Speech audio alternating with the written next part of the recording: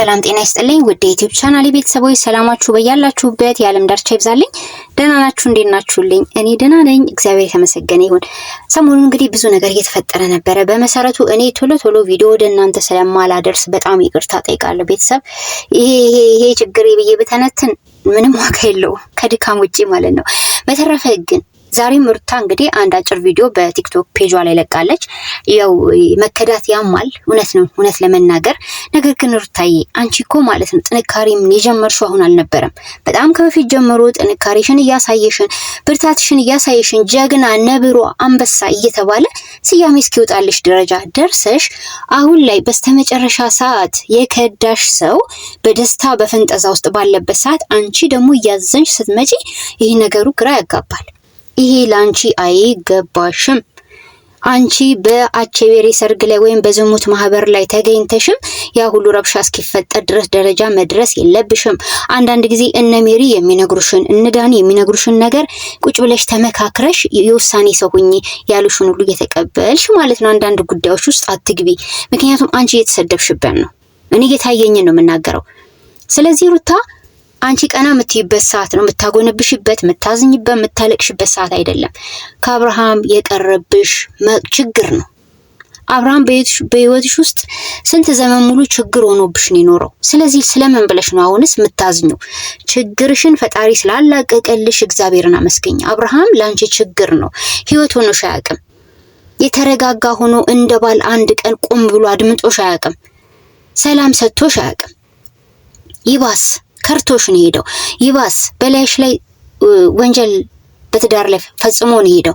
ከዚህ ሰው ምን ትጠብቂያለሽ? ከዝንብ ቆሻሻ እንጂ ማር አይጠበቅም አይደል እንዴ? ስለዚህ ለምን አትተያቸውም እነዛን ግሩፖች ማለት ነው? አንቺ የማይጠበቅብሽ ቦታ ነው እዛ እየተገኘሽ ያለሽው። ከዛ ህይወት ራቂ። አዳዲስ ነገሮችን እየፈጠርሽ ከዚህ በኋላ በሱ ህይወት ውስጥ የሚከናወኑ ነገሮች ቦታዎች ላይ አትገኝ ሩታ። ወደ ቀልብሽ ተመለሽ። አሁን እየነገርንሽ ያለው ነገር ትክክል መሆኑ የሚገባሽ ካረግሻቸው ነገሮች በኋላ እየቆየሽ ስትይጂ ነው። ከዚህ በኋላ ዞር ብሎ እንዳያይሽ ከዚህ ሰው ህይወት ሙሉ ለሙሉ ውጪ ሩታ። ከአብርሃም ጋር ድጋሚ ኮሚኒኬት አይኖርሽ። በቃ እኮ በግልጽ እንደዚህ አይንሽ እያየ ቀለበት እስኪያረግ ድረስ እንዴ ከዚህ ሴት ጋራ ሌላ ህይወት ውስጥ እስኪገባ ከዚህ በኋላ እሱስ ምን ሊጠቅምሽ ነው? የተነካካ ነገር አካባቢን ነው የሚያቆሽሸው እንዴ? እንተሳሰብ እንጀራ ወገን። ወዴት ነው ነገሩ?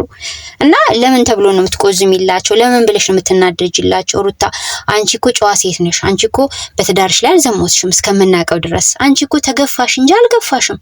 በቃ ይሄን እኛ እናውቃለን። ቆመሽም ለዛ ለከጂው ከዳተኛ እውነት አቤል የተባለ ሰው መቼም ነፍሱ አይማርም። ከዛ ከቡራ ከሚባል ልጅ ጋር መቼም አንረሳቸውም። ህይወትሽን ያመሰቃቀሉ ሰዎች ጋር ቆመሽ ድርድር አያስፈልግም።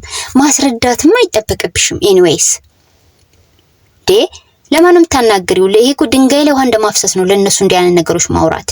ሲቀጥልም ተገቢም አይደለም። በቃ እነዚህ ሰዎች ህይወትሽን አመሰቃቅለው ታልፈዋል። ሲጀመር አብርሃም ለባልነት የተፈጠረ ወንድ አይደለም። እዛም ለንጡብ ለማረግ ካልሆነ በስተቀረ ለመነካካት ካልሆነ ባል ሆኖ ሚስትን የሚያስተዳድር ወንድ ሆኖ አይደለም። በምንም ማንም ሊተማመንበት የሚችል ሰው አይደለም።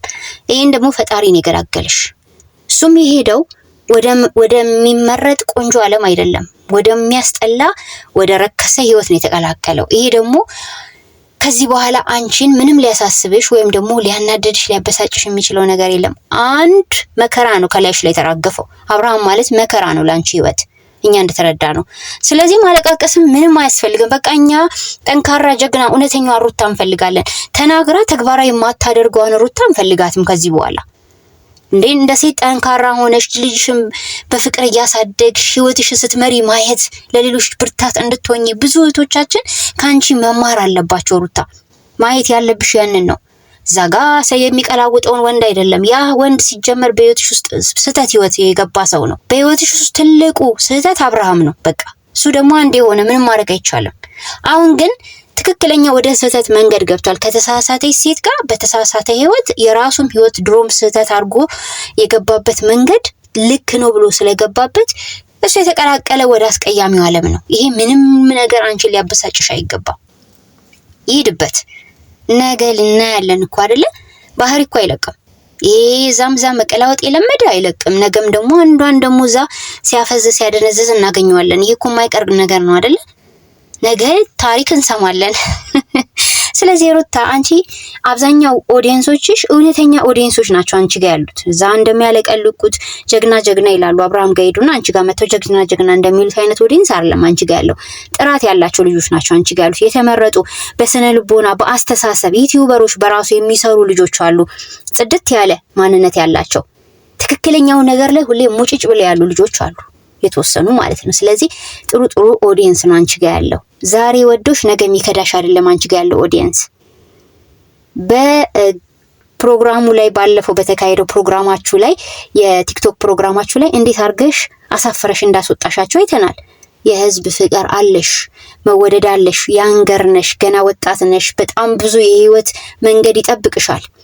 አንድ አባባ አብርሃም ከህይወትሽ ወጣና እኔ ቢሆን አንዳንቺ ቦርቄ ነበር ህይወቴን ማሳምረው። ቦርቄ ምንሆኜ ነው ከእንዲህ አይነቱ ሰውዬ ጋራ ዘርስ ያፈራሁት ምንሆኜ ነው ሊያስብላል። እውነት አሁን አይባልም እንጂ እግዚአብሔር ነው ልጅ የሰጣት። ግን ቢሆንም ይሄ ሰው ለሷ የማይገባ ሰው ነበረ። በቃ ሆነ ተከናወነ። ማዘን አያስፈልግም፣ መናደድ አያስፈልግም። ህይወትሽን ቀጥይ ሩታ። በአዲስ ምዕራፍ፣ በአዲስ መንገድ፣ በአዲስ ራዕይ ወደፊት፣ ወደኋላ አትመለሺ። የኋላውንማ አብረንሽ ሀዘንን ተከፍተን አሳልፈን ቆይተናል። አለቀ አበቃ። ስለዚህ እያዘንሽ አትምጪ፣ እየተጸጸትሽ አትምጪ። ጸጸቱን ለጠላትሽ ባይዘይ ሰይጣኖችን አባሩልናል ምናምን ሲል ነበር ጋሽዬ ማለት ነው፣ ጋሽ አብርሃም። በነገራችን ላይ የመጀመሪያው መንፈስ ያደረበትና የዝሙት ሐሳብን አስቦ በትዳሩ ላይ ያመነዘረ ሰይጣን የሰፈረበት ሰው ቢኖር አብርሃም ራስህ ነህ እንጂ ሰይጣኖች እነሱ አይደሉም። መጀመሪያ አንተ እኮ ነህ ይሄንን የሰይጣንን አሰራር አምጥተህ ልጆቹን እዚህ ደረጃ ደረስካቸው እንጂ አንተ ባትባልግ ይሄ ሁሉ ረብሻና ክንውን አይፈጠርም። ስለዚህ ራስህን ነው የምትሰድበው ሰይጣን ብለህ። ምን ይገርሞኛል እንደዛ ሲል ራሱ በቀደም በቪዲዮ ላይ ማለት ነው። ለማንኛውም ሩታ በቲክቶክም በምንም ያልሆነ ደስታሽን ያጣሽበትና አይነት ቪዲዮ አትልቀቂላችሁ ለጠላቶች። ይሄንን ነው የሚለው። ሰላማችሁ ይብዛልኝ።